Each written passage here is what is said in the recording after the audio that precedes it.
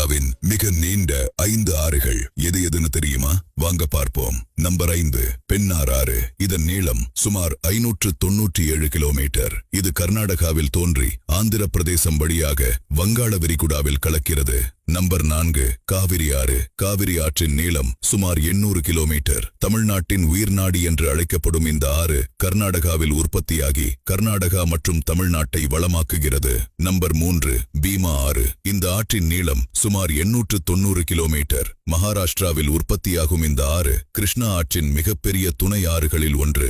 Number 2 Krishna ஆறு. இதன் மொத்த நீளம் சுமார் 1400 கிலோமீட்டர். மகாபலேஸ்வர் மகாராஷ்டிராவில் உருவாகும் இது ஆந்திராவில் வங்க கடலில் கலக்கிறது. தென்னிந்தியாவின் 2வது நீண்ட ஆறு இதுதான். நம்பர் 1 கோதாவரி ஆறு. இதன் நீளம் சுமார் 1470 கிலோமீட்டர். திரம்பகேஸ்வர் மகாராஷ்டிராவில் உருவாகும் இந்த ஆறு தென்னிந்தியாவின் கங்கை என்று அழைக்கப்படுது. உங்களுக்கு தெரிந்த தென்னிந்திய ஆறுகளை கமெண்ட்ல சொல்லுங்க. மேலும் இது போன்ற ஆச்சரியமான தகவல்களுடன் அடுத்தடுத்த வீடியோக்களை காண ஃபாலோ பண்ணுங்க.